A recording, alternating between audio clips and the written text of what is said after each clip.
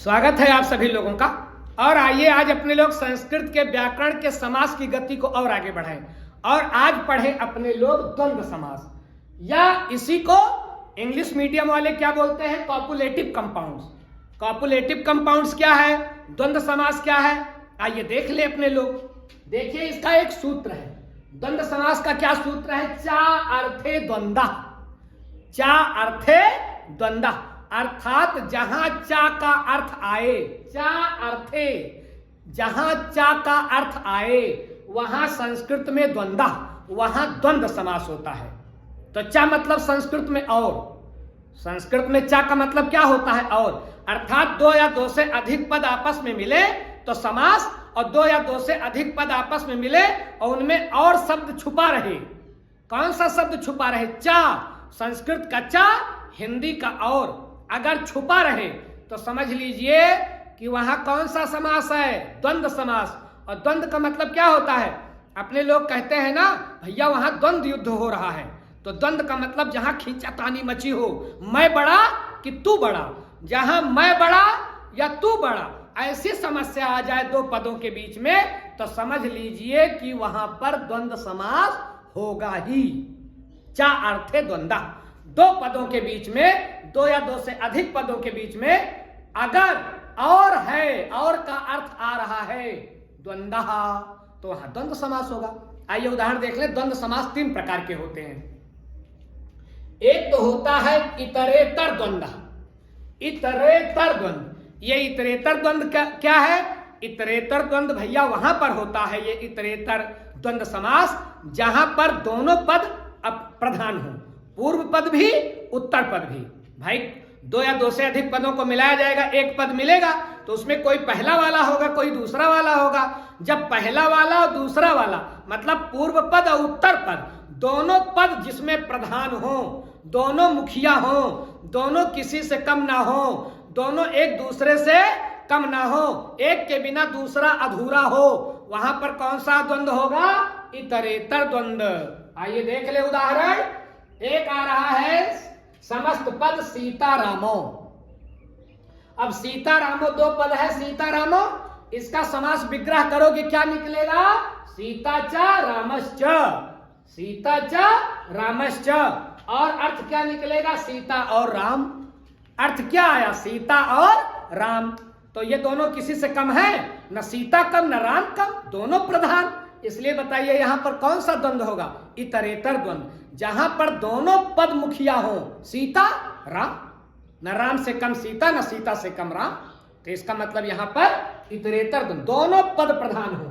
ये देखिए राम कृष्णो, एक समास क्या बना है, राम कृष्णो, राम कृष्णो, इसका विग्रह करोगे क्या आएगा, रामश्च रामश्च कृष्णश्च, राम और कृष्ण, अर्थ क्या बन रहा है, राम और कृष्ण, तो राम और कृष्ण, राम कम है कि कृष्ण कम है, दोनों किसी से कोई कम नहीं है, दोनों प्रधान हैं, दोनों मुखिया हैं, दोनों मुख्य हैं। कौन सा समास होगा, इतरेतर। देवासुरो, देवश्च असुरश्च, विग्रह निकालोगे क्या निकलेगा, देवश्च असुरश्च, अर्थ निकालोगे क्या आएगा, देवता और असुर, मतलब देवता और राक्षस। कौन कम है, कौन कम है, देवता कभी भारी पड़ते थे और कभी राक्षस भारी पड़ते थे, तो देवता कहीं गुफा में छुप रहे हैं, कहीं पेड़ पर चढ़कर बैठे हैं दुबक करके, न देवता कम न राक्षस कम, दोनों अपने अपने अवसर पर बलवान हैं। तो दोनों में, देवासुरों में कौन सा समास, कौन सा द्वंद्व, इतरेतर द्वंद्व। आगे देखें, एक और शब्द आ रहा है हस्तपादो। हस्तपादो, विग्रह करो, समास विग्रह क्या आएगा, हस्तश्च पादश्च, अर्थ निकालोगे हाथ और पैर, हस्त मतलब हाथ और पाद मतलब पैर, तो भैया हाथ और पैर कौन किससे कम है, पैर ना हो तो काम ना चलेगा, हाथ ना हो तो पैर का काम ना चलेगा, पैर ना हो तो हाथ का काम ना चलेगा, तो हाथ और पैर दोनों मुखिया, दोनों प्रधान, कौन सा समास जाएगा, इतरेतर द्वंद्व, जहां पर दोनों पद प्रधान हो वहां पर इतरेतर द्वंद्व। और देखें एक द्वंद्व होता है भैया समाहार द्वंद्व। ये समाहार द्वंद्व क्या है, समाहार द्वंद्व वहां होता है भैया जहां दो पद हो, एक पद अपना भी अर्थ बताए और पूरे समूह का अर्थ बताए। दो पद हो लेकिन उसमें अपना अर्थ तो बताए ही एक पद, और पूरे समूह का भी अर्थ बताए। वहां पर समाहार, समाहार का मतलब ही होता है समूह।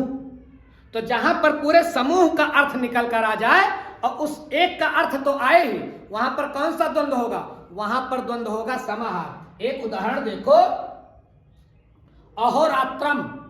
अहोरात्रम ये समस्त पद है। विग्रह निकालो, विग्रह निकालोगे अहश्च रात्रिश्च, तो अह माने होता है दिन और रात्रि माने रात। इसका विग्रह करोगे रात और दिन, तो अहोरात्र ये अपना अर्थ तो बता ही रहा है और रात दिन के समूह का भी अर्थ बता रहा है।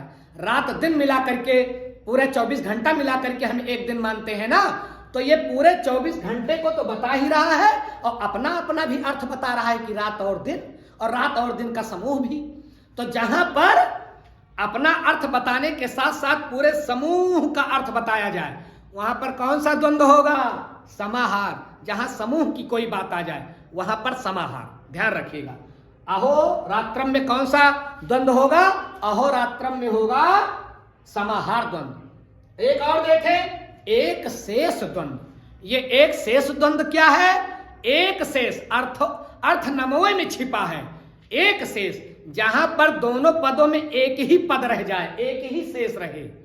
दो पद हो, तीन पद हो, आपस में मिलेंगे, समास होगा, यक्कै पद शेष रहे, दोनों ना रहे और अर्थ निकले चाका, वहां पर कौन सा समास होगा? एक शेष द्वंद्व। उदाहरण देखें, समझ जाएंगे। देखिए मयूरो, अब देखने में एक ही लग रहा है तो एक ही शेष है, दूसरा गायब है, लेकिन जब इसका विग्रह करोगे ना तो आएगा मयूरी चा मयूरा चा, मोरनी भी मोर भी। मयूरी और मयूर मतलब मोरनी और मोर, तो दो आ गए और देख कितना रहा है? एक। तो जहां पर दो पदों में केवल एक शेष बचे, वहां पर कौन सा द्वंद्व समास होगा? एक शेष द्वंद्व समास होगा और अर्थ चा का आए।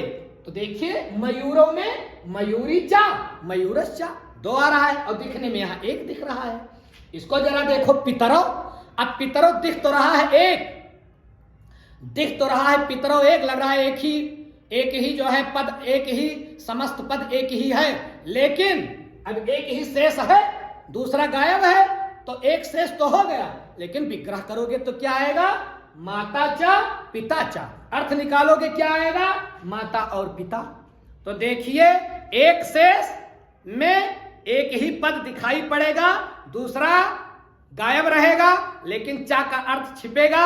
एक शेष द्वंद्व, जहां पर पद अपना भी अर्थ बताए और पूरे समूह का अर्थ बताए, समाहार द्वंद्व। और जहां पर दोनों मुखिया हो, दोनों प्रधान हो, वहां पर इतरेतर द्वंद्व। ये द्वंद्व समास के भेद हैं और सबके उदाहरण आपको बता दिए गए। और द्वंद्व समास कहां होता है? जहां पर चा का अर्थ हो, दो पदों के बीच में चा का अर्थ छुपा रहे, वहां पर द्वंद्व समास होता है। तो ये रहा भैया द्वंद्व समास। ऐसे ही और समास लेकर के जल्दी ही उपस्थित होंगे।